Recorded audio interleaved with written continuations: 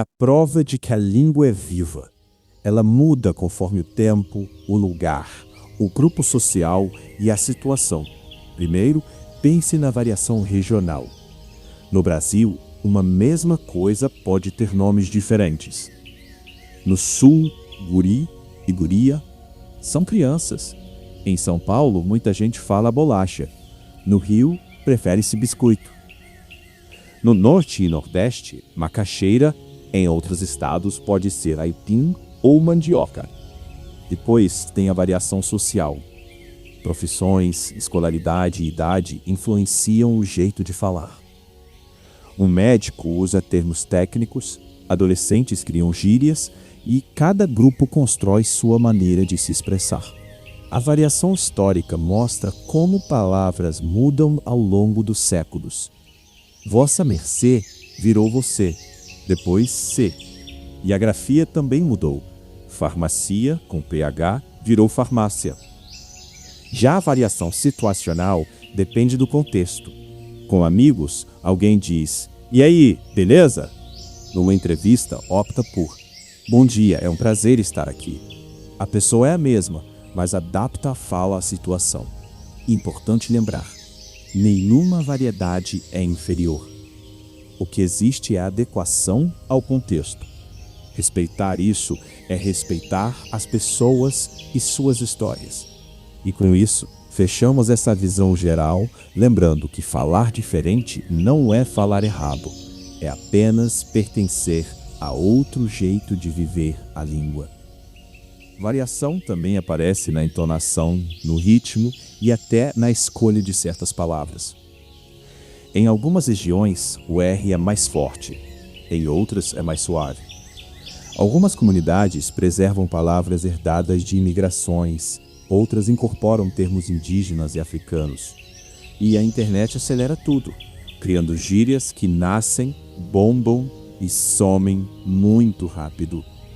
E é bonito perceber que essa diversidade não separa, ela conta histórias.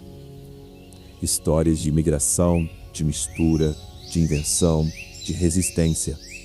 E quando a gente entende isso, fica mais difícil cair no preconceito linguístico.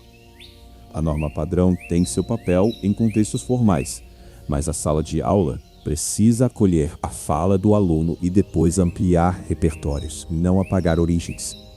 Celebrar as diferenças é reconhecer que cada fala carrega cultura. E assim, aprendemos não só gramática, mas humanidade.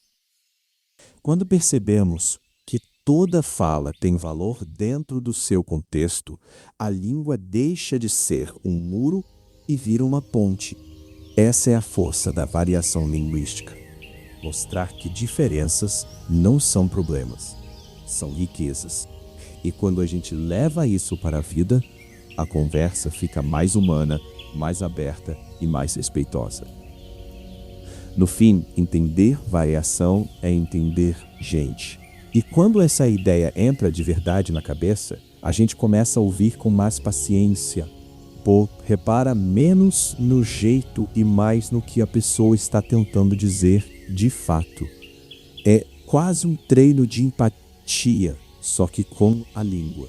A norma padrão continua lá, mas ela vira uma ferramenta a mais, não uma régua para diminuir ninguém. Isso muda até o jeito de corrigir um texto. Em vez de apagar a voz do aluno, a gente mostra como adequar sem perder a identidade. No fundo, é uma lição de convivência. A língua portuguesa, com sotaques, gírias e histórias diferentes, mostra o quanto o Brasil é plural. E essa pluralidade, longe de ser problema, é justamente o que torna a nossa comunicação tão viva e tão nossa. E tem mais uma consequência bonita disso tudo. Quando a gente aceita a variação, a gente também aprende a ler o mundo com mais atenção, a perceber de qual região uma pessoa veio, de que grupo, de que tempo. Cada fala vira uma pista cultural. Isso enriquece conversas, músicas, literatura, humor, tudo. E quando a escola e a mídia reconhecem isso, o espaço fica mais acolhedor e menos excludente.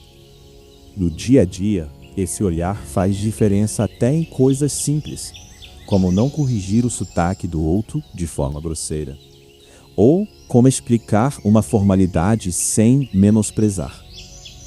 No fundo, é uma educação da escuta e, neste sentido, estudar variação linguística é aprender a ouvir melhor. Ouvir para compreender, compreender para respeitar. E assim, a gente constrói relações mais justas e conversas mais ricas. Porque língua é encontro, nunca disputa.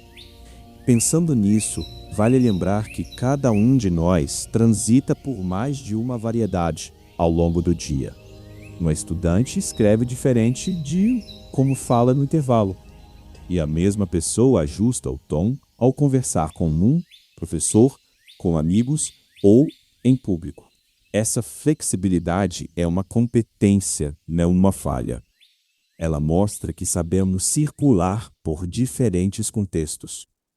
O problema não é a variação, é quando a sociedade transforma a diferença em motivo de julgamento. Quando a gente desarma esse julgamento, fica mais fácil ensinar, aprender e criar juntos. Seja numa redação, num vídeo, numa conversa na rua ou numa sala de aula. A linguagem cumpre seu papel quando conecta pessoas, quando permite que experiências diferentes se reconheçam. No fim das contas, estudar português é também aprender a ouvir o outro sem pressa, deixando que as palavras carreguem pontes, não barreiras. E quando levamos essa ideia para a vida cotidiana, reparamos que a comunicação fica mais leve quando não tentamos enquadrar todo mundo num único jeito. A gente começa a perguntar antes de supor, a explicar em vez de ironizar, a acolher antes de corrigir. Pequenos gestos que mudam o clima de uma conversa. E tem mais. Quando a gente reconhece a própria variação, percebemos que somos múltiplos. Falamos de um jeito em casa, de outro no trabalho, de outro na internet, sem que isso nos diminua. Pelo contrário, isso mostra maturidade e repertório. Assumir essas camadas deixa a nossa comunicação mais clara e honesta. No final das contas, falar melhor não é falar mais certo que o outro. É falar com consciência de para quem, de onde, de quando e com qual objetivo. Quando essa consciência aparece, as palavras começam a trabalhar a favor do encontro e não da distância.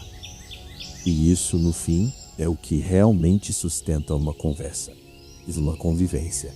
E quando essa consciência se estende para além da fala, ela começa a moldar atitudes, fazer espaço para ouvir narrativas diferentes, valorizar sotaques e ritmos de fala e também compreender que linguagem muda junto com a vida. Não é sobre congelar regras, é sobre ler sinais, perceber contextos e escolher caminhos que aproximem pessoas. No cotidiano, isso pode ser tão simples quanto explicar por que certo termo é preferido num documento, mas sem ridicularizar a forma espontânea da fala. Quando esse cuidado vira hábito, a conversa ganha leveza e a diferença deixa de ser obstáculo e passa a ser convite. Convite para conhecer histórias, para ampliar repertórios, para construir pontes. E assim, a língua cumpre sua tarefa mais bonita: ligar pessoas e mundos, sem apagar o brilho único de cada voz. E é interessante notar como essa consciência vai refinando o jeito de contar histórias. Seja num vídeo curto, num podcast, numa conversa de família ou numa roda de amigos. A escolha das palavras, o ritmo, as pausas, tudo comunica. E cada pessoa encontra seu próprio modo de dizer, sendo coerente com isso dá segurança. E quando a segurança cresce, a gente arrisca mais, cria mais e dialoga melhor. O resultado é uma conversa que cabe mais gente e que respeita o tempo e o espaço de cada um. Assim, falamos com a própria voz, atentos e presentes, e também prontos para ouvir a voz do outro. Porque é nesse encontro que a linguagem cumpre seu papel. Ela não serve para separar, serve para reunir. Pensando ainda nesse poder de reunir, vale lembrar que cada conversa é uma pequena oportunidade de praticar respeito. Ouvir sem pressa, perguntar com curiosidade e ajustar a própria fala sem apagar quem se é. Essa combinação vai construindo confiança, pouco a pouco, e a confiança, uma vez estabelecida, transforma o debate em diálogo. E no diálogo, até os conflitos encontram caminho.